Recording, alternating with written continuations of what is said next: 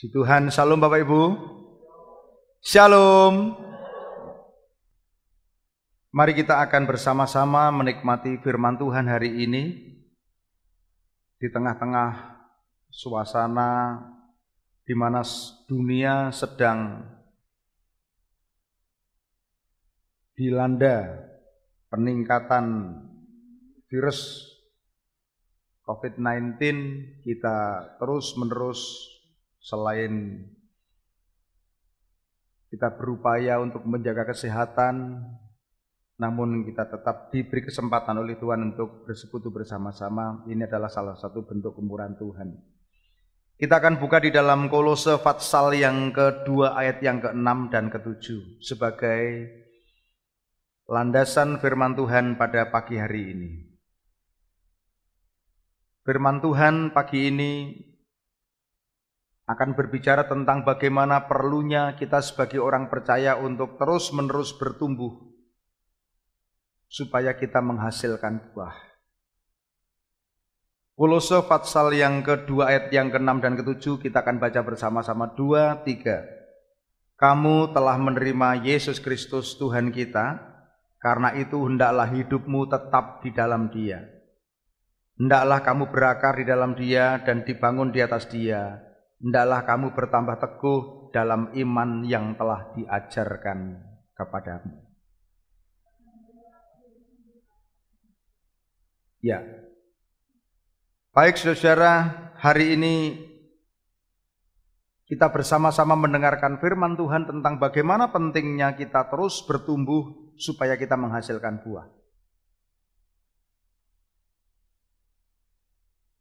Surat Rasul Paulus kepada jemaat di Kolose, jemaat yang baru bertumbuh tapi menghadapi berbagai macam tekanan, berbagai macam pengajaran, menasihatkan kepada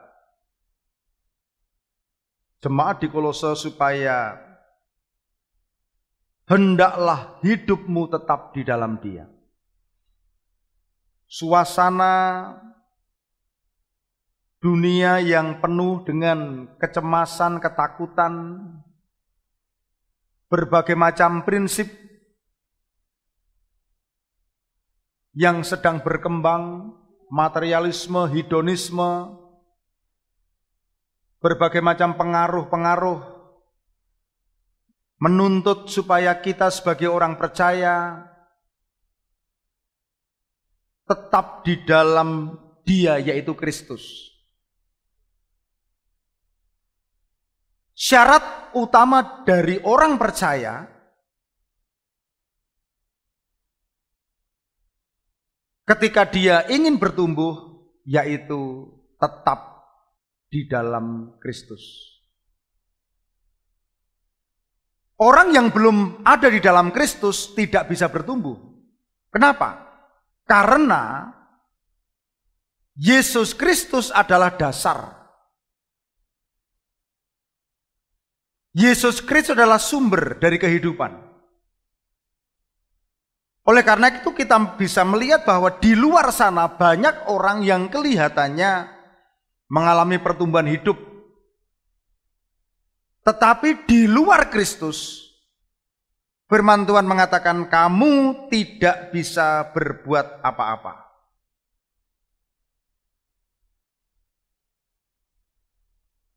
Saudara, kalau kita lihat, syarat utama manusia yang rindu mengalami pertumbuhan yaitu percaya dan menerima Yesus sebagai Tuhan dan Juru Selamat. Harus menerima Yesus Kristus sebagai Tuhan dan Juru Selamat.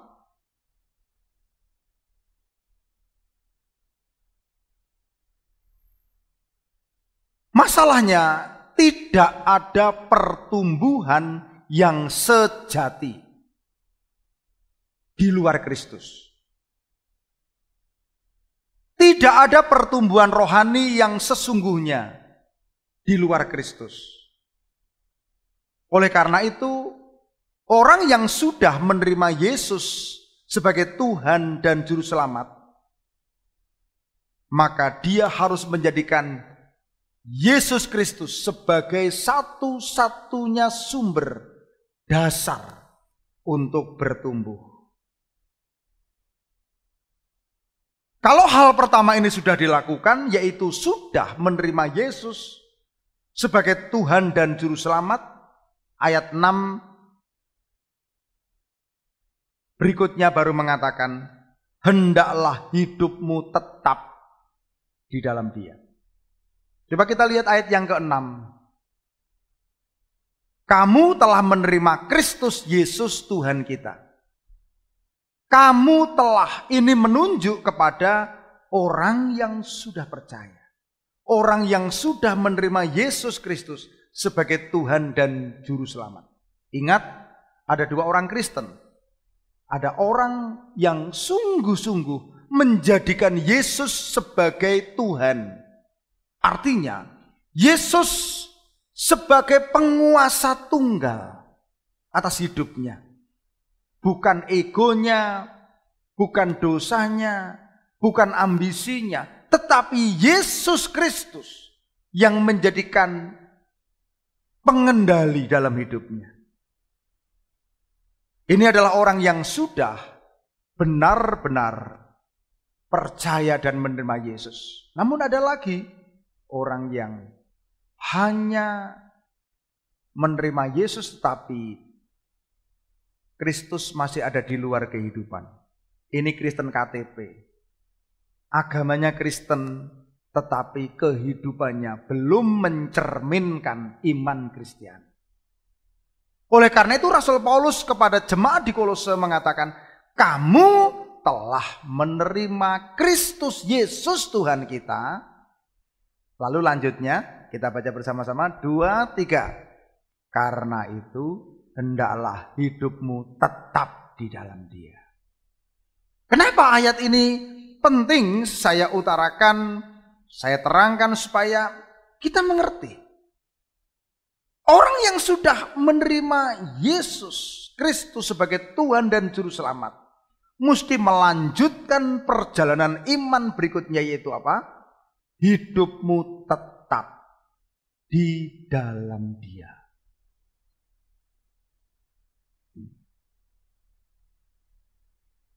Saudara, kita bisa melihat oleh karena pengaruh tekanan hidup, oleh karena pengaruh problem persoalan, pergaulan, ada orang yang sudah menerima Yesus Kristus, tetapi akhirnya meninggalkan.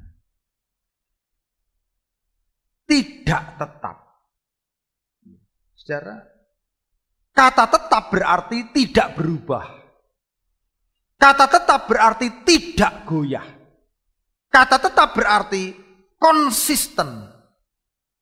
Artinya, setiap orang yang sudah menerima Yesus Kristus sebagai Tuhan dan Juru Selamat mesti tetap menjaga imannya ada di dalam Kristus. Tidak keluar daripada jalur. Karena apa? Kalau ada orang yang sudah menerima Yesus, dia mencoba untuk keluar dari jalur, maka sebenarnya dia juga sudah keluar dari jalur anugerah Allah. Ingat, Tuhan Yesus Kristus adalah sumber kehidupan.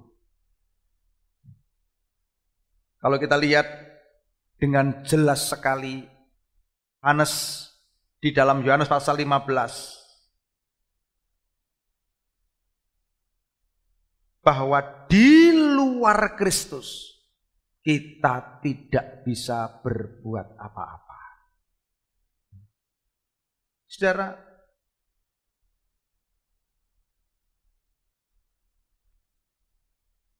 jika kita di luar Kristus, kita tidak bisa berbuat apa-apa. Karena di dalam Yohanes pasal 15, kita ini ranting. Yesus itu pokoknya. Kalau ranting itu mencoba memisahkan diri dari pokoknya, maka ranting itu tidak bisa berbuat apa-apa. Apalagi berbuah, apalagi bertumbuh. Ranting itu tidak bisa hidup. Ranting yang memisahkan diri dari pokoknya, maka ranting itu akan kering. Yohanes pasal 15 mengatakan akan dibuang, diinjak orang, akan dibakar. Ini satu gambaran kehidupan yang sia-sia. Kehidupan yang sungguh-sungguh tidak ada artinya. Itulah kehidupan yang ada di luar Kristus. Sudah dikasih Tuhan.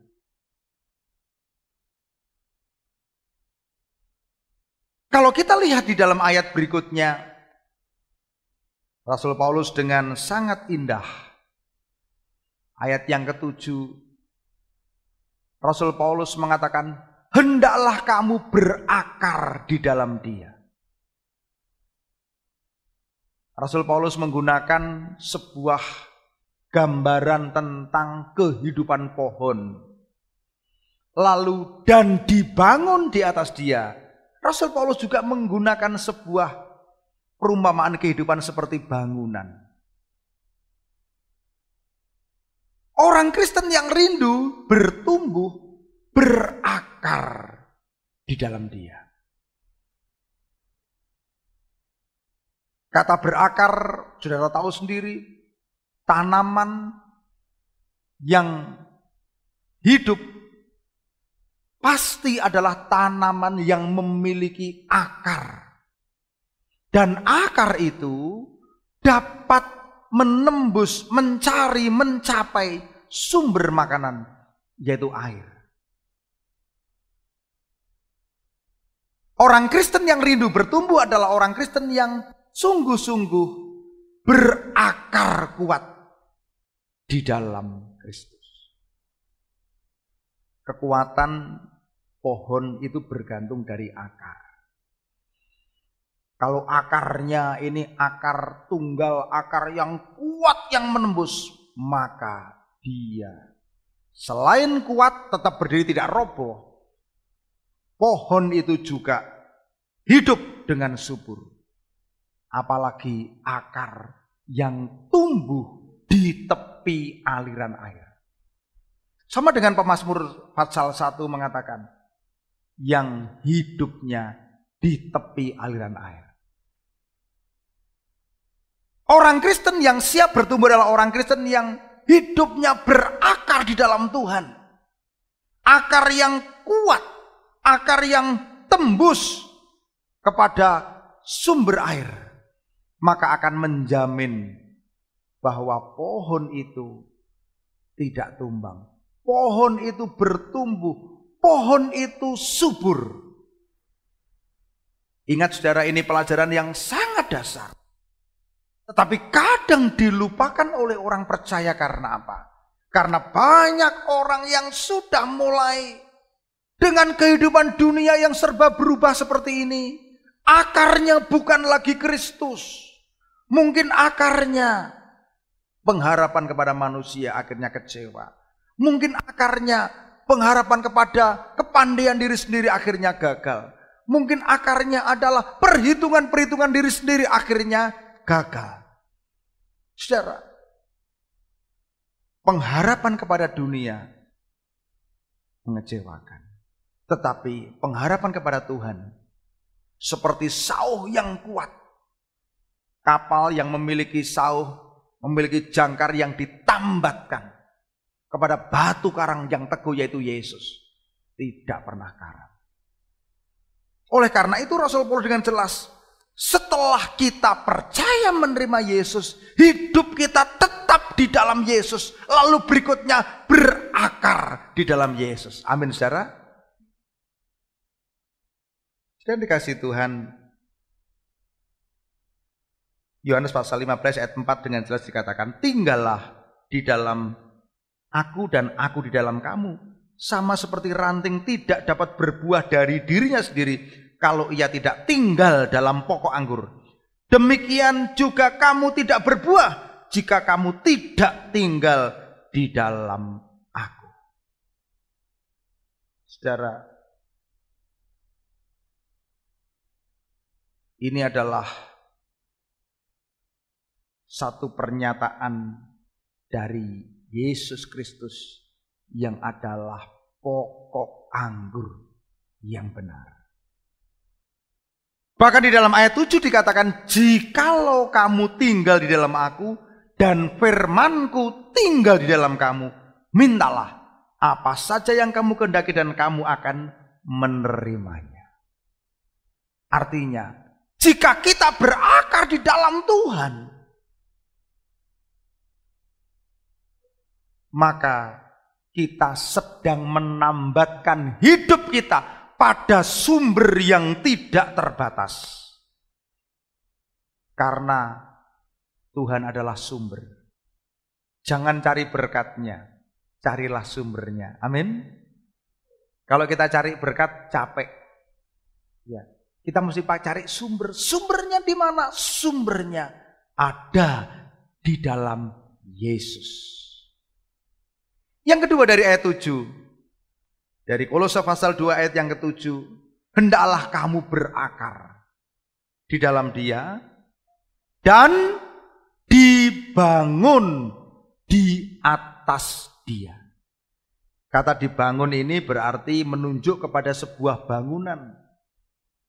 Hidup manusia yang dibangun di atas Kristus itu sama dengan hidup yang dibangun di atas dasar batu karang teguh. Ada dua bangunan. Yang pertama adalah bangunan yang dibangun di atas batu karang. Saya yakin bahwa bangunan yang dibangun di atas dasar batu ini tidak hanya menunjuk kepada bangunan fisik. Semua bangunan pasti didirikan di atas batu supaya kuat. Alkitab mengatakan ketika banjir, ketika hujan, ketika ada angin, maka kuatlah bangunan dan tidak roboh. Perumpamaan di dalam Alkitab dikatakan bahwa rumah yang dibangun di atas pasir,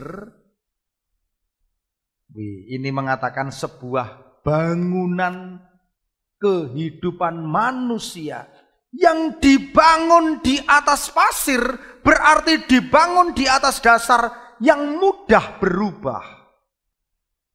Coba saudara bangun di atas dasar pasir, waduh kena banjir udah robohlah rumah itu dan hebatlah kerusakannya.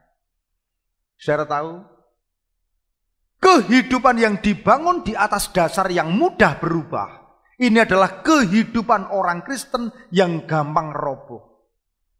Bagaimana bisa bertumbuh? Bagaimana bisa berbuah? Bertahan dari pencobaan saja tidak bisa. Oleh karena itu Rasul Paulus mengatakan kepada jemaat di Kolose, hendaklah kamu berakar di dalam Dia. Ini satu ungkapan yang dihubungkan dengan keadaan pohon, tetapi dan dibangun di atas Dia. Kehidupan yang dibangun di atas dasar Kristus adalah kehidupan yang dibangun di atas dasar batu karang teguh. Yesus Kristus batu karang teguh. Kehidupan bangunan yang dibangun di atas dasar Yesus Kristus pasti kuat menghadapi cobaan, menghadapi badai, menghadapi rintangan, menghadapi apapun juga pasti kuat. Saudara, di dalam Alkitab, air, banjir, hujan itu selalu diartikan dengan berkat. Pak, apakah ada Pak orang Kristen yang justru hancurnya, orang Kristen yang justru mengalami roboh hidupnya itu karena berkat? Banyak kita saksikan. Justru ketika orang percaya, orang Kristen itu menghadapi tantangan, menghadapi kesulitan, dia bertekun dalam doa. Dia bersatu dengan istrinya, dengan suaminya, menghadapinya dengan doa dan iman. Tapi justru ketika kehidupan itu mulai diberkati, mulai banyak berkat, mulai ada kesempatan uang, mulai bergelimpangan dengan kesempatan dan uang, disitulah justru banyak orang yang mengalami kehancuran. Saudara,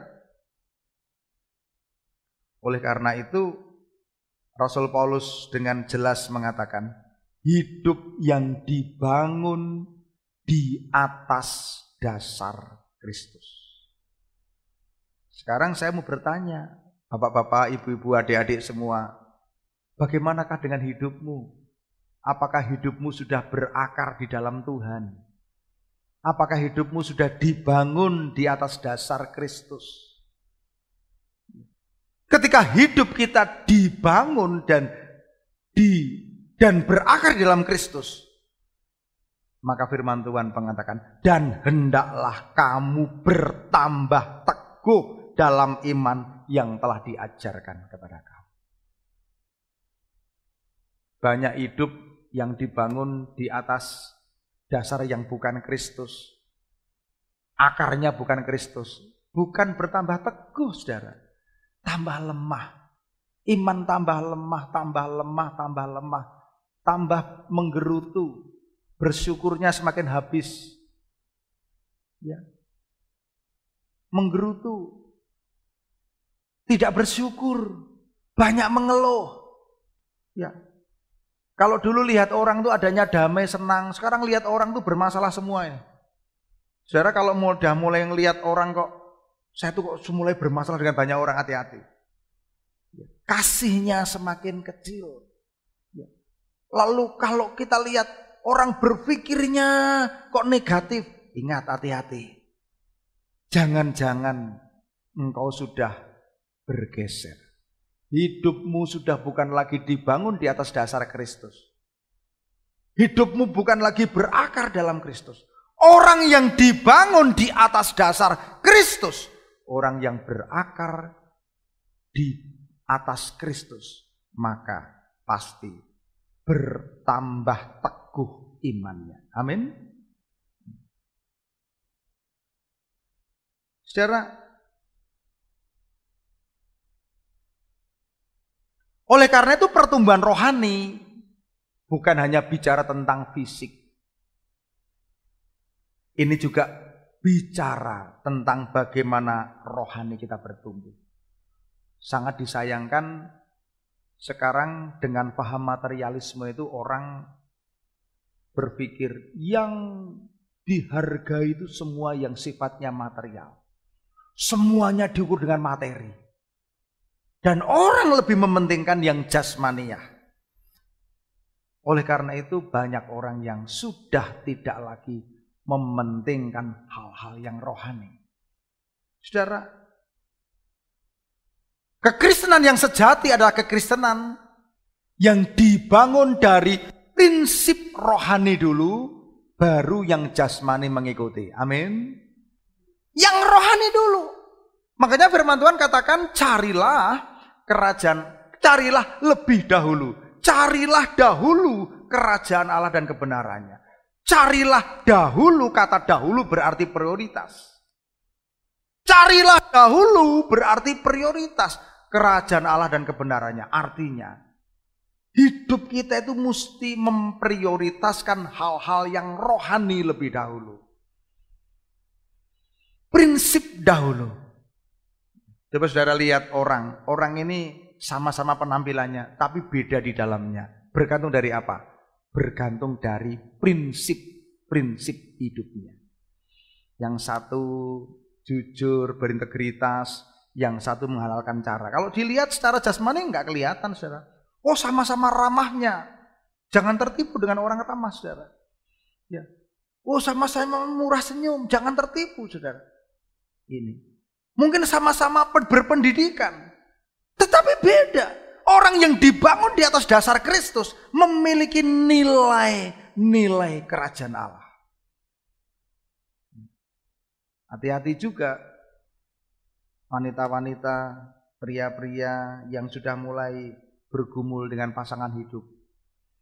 Jangan mudah tertipu. Banyak anak-anak muda yang mengagumi orang sementara karena tertipu dengan hal-hal yang lahiriah. Saudara, oleh karena itu, orang yang dibangun di atas Kristus pasti hidupnya bertumbuh, dan bertumbuh. Saudara lihat Rasul Paulus. Rasul Paulus dulu itu namanya Saulus. Sebelum dia jadi orang Kristen, dia adalah penganiaya jemaat. Dia adalah orang yang belum berjumpa dengan Yesus. Pekerjaannya penganiaya, dia adalah barisan daripada 70 orang Sanhedrin. Pemuka Farisi yang ditakuti. Ketika dia minta surat kuasa kepada imam untuk pergi ke Damsyik, karena di kota Damsyik itu ada sekitar 2000 orang yang percaya, dan Damsyik merupakan salah satu kota yang baru bertumbuh. Dia minta surat kuasa untuk membunuh, menganiaya, membubarkan para pengikut Kristus. Tapi di tengah perjalanan dia berjumpa dengan Tuhan. Perjumpaannya dengan Tuhan itu menyebabkan dia buta. Dia mengatakan, "Siapakah kau?" Yesus menjawab, "Akulah Yesus yang kau aniaya." Saudara, semenjak dia berjumpa dengan Yesus, tujuan hidupnya berubah. Dasar hidupnya berubah. Akar hidupnya berubah. Dan dia dicelikkan matanya. Akhirnya Paulus mengalami satu tujuan hidup yang baru. Demikian juga dengan kita. Orang percaya mestinya ketika dia mengerti dan menerima Yesus, mengalami perjumpaan dengan Yesus, tujuan hidupnya yaitu Yesus. Silahkan orang boleh berprofesi jadi apa saja. Jadi dokter, jadi tentara, jadi perawat, jadi guru, silahkan. Tapi semua hidupnya dipersembahkan bagi Tuhan. Orang yang sudah mengalami perjumpaan dengan Yesus, maka dia akan mengalami pertumbuhan rohani. Dan akhirnya Paulus dipakai Tuhan luar biasa. Bahkan sebagai rasul yang bukan salah satu dari murid Yesus, dia menulis buku yang terbanyak dan merupakan satu buku teologi yang luar biasa bagi gereja Tuhan. Saudara tahu siapakah Petrus? Petrus adalah nelayan, tidak berpendidikan, tapi dia orang yang mudah emosi. Petrus ini orang yang mudah emosi, tidak berpikir panjang. Maka disebut sebagai Simon. Tetapi ketika dia mengalami perjumpaan dengan Yesus, dia mengalami bagaimana dimuridkan oleh Tuhan Yesus selama 3 tahun. Paulus, Rasul Petrus, berubah menjadi orang yang penakut, mengkhianati Yesus 3 kali. Dia diubahkan menjadi orang yang luar biasa. Saya yakin kesaksian Rasul Paulus maupun Petrus bukanlah kesaksian akhir. Tentu setiap kita memiliki kesaksian masing-masing. Ketika hidup kita berakar di dalam Tuhan, dibangun di atas Kristus, hidup kita menjadi hidup yang berubah. Hidup yang berbuah. Sudah tahu artinya berbuah berarti berubah. Amin. Siapa di antara saudara yang rindu hidupnya berubah dan berbuah, lambaikan tanganmu. Amin. Beri kemuliaan bagi Tuhan. Saudara, oleh karena itu hari ini kita renungkan. Minggu-minggu yang lalu kita sudah menerima firman Tuhan bahwa kita mesti menjadi saksi Kristus. Amanat agung, jadikanlah semua bangsa muridku. Kesaksian ini ada dua. Kesaksian yang aktif, di mana kita menceritakan Yesus. Yang kedua yang pasif. Bagaimana dengan pasif? Dengan orang melihat hidup kita. Kita ini surat yang terbuka. Pertumbuhan rohani kita ini menentukan. Dari cara bicara kita, dari sikap kita, dari karakter kita, dari apa yang kita lakukan. Maka orang bisa melihat, oh, orang Kristen seperti itu, di dalam Yesus seperti itu.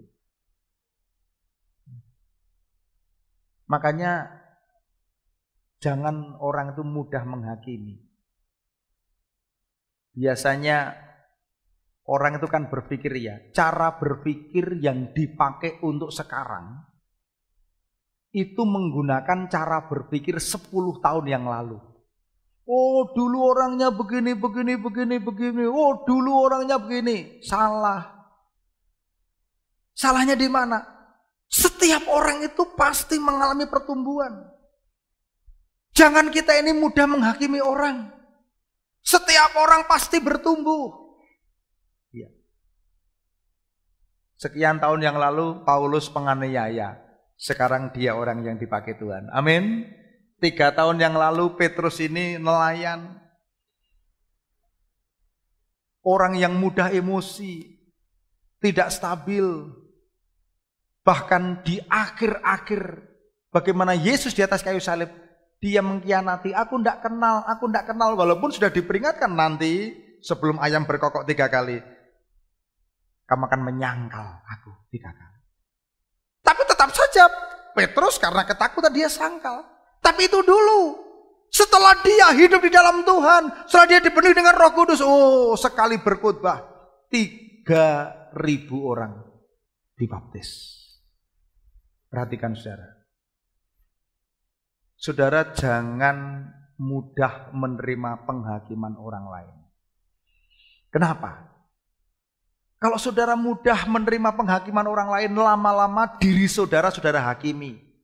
Aku tidak bisa bertumbuh kok, aku jelek kok, aku tidak bisa bawa jiwa baru kok, aku tidak bisa. Keliru.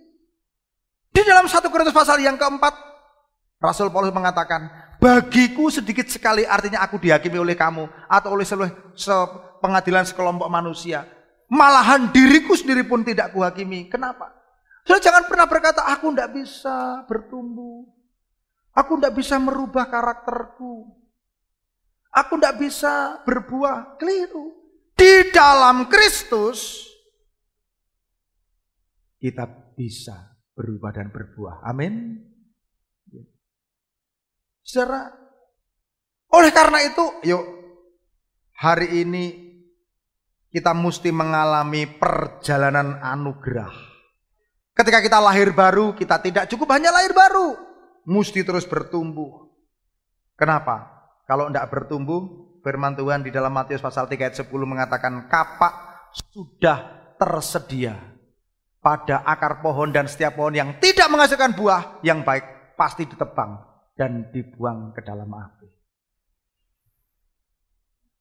Firman Tuhan juga di dalam Yohanes 15 ayat 2 dikatakan, setiap ranting padaku yang tidak berbuah dipotongnya, dan setiap ranting yang berbuah dibersihkannya, supaya ia lebih banyak berbuah.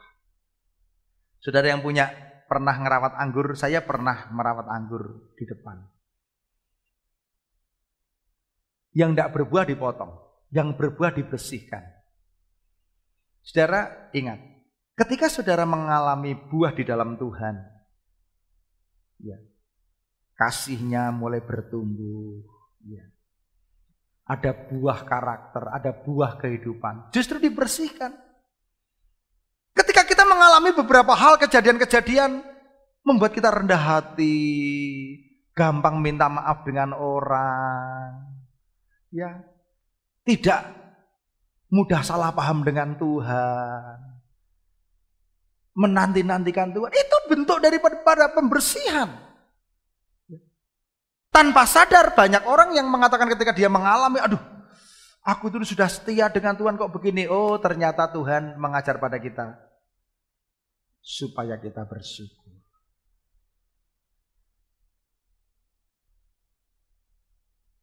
Kita lihat di dalam Lukas pasal 13 ayat 6 yang ke-7. Lukas 13 ayat 6 dan 7. Lalu Yesus mengatakan perumpamaan ini, seorang mempunyai pohon ara yang tumbuh di kebun anggurnya. Lalu ia datang mencari buah pada pohon itu, tapi ia tidak menemukannya. Lalu ia berkata kepada pengurus kebun anggur itu, sudah 3 tahun aku datang mencari buah pohon ara ini dan aku tidak menemukan. Tebanglah pohon ini, untuk apa ia hidup di tanah ini dengan percuma. Saudara, ini perumpamaan tentang seorang bos yang punya lahan, tanami kebun, pohon ara.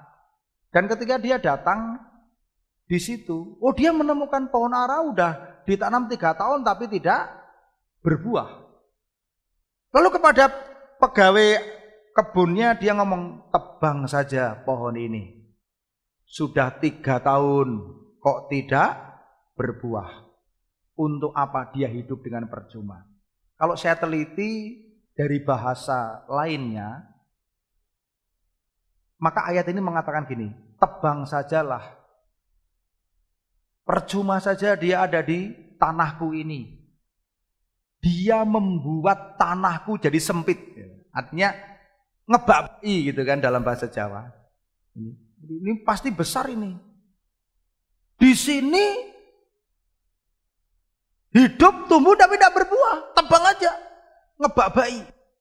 Mempersempit tanahku. Coba kita lihat. Ayat 89. Jawab orang itu, Tuhan biarlah dia tumbuh tahun ini lagi. Aku akan mencangkul tanah sekelilingnya dan memberi pupuk kepadanya. Mungkin tahun depan ia berbuah. Jika tidak, tebanglah dia. Ternyata si pengurus kebunnya ini masih punya masih pengen. Bos, jangan bos, kasih kesempatan 1 tahun lagi. Biar saya cangkul, biar saya pupuk, saya kasih NPK. Saya usahakan biar berbuah tahun. Kalau tidak, tebang saja. Saudara, ayat ini bicara apa? Ayat ini berbicara tentang Tuhan masih memberi kesempatan. Saya ulangi lagi. Tuhan masih memberi kesempatan kepada pohon ara itu untuk berbuah. Tidak ditebang. Bahkan masih dipupuk lagi. Demikian juga Tuhan juga memberi kesempatan kepada kita untuk masih bertumbuh dan berbuah. Karena Tuhan yang sudah menyelamatkan kita, karena Tuhan yang sudah memanggil kita adalah Tuhan yang terus-menerus mengasihi kita. Tuhan rindu supaya kita bertumbuh dan berbuah. Ingat, gunakan kesempatan ini. Jangan kita sia-siakan. Ada orang yang berpikir, saya masih hidup lama kok. Saya sekarang gak bertumbuh, gak apa-apa. Saya gak berbuah, gak apa-apa. Saya gak bawa jiwa-jiwa, gak apa-apa. Toh saya masih lama, nanti masih banyak kesempatan. Tidak. Ingat bahwa kita hidup di penghujung akhir zaman. Gunakan kesempatan kita untuk kita dipakai Tuhan. Amin. Mari pemusik dipersilakan untuk maju ke depan.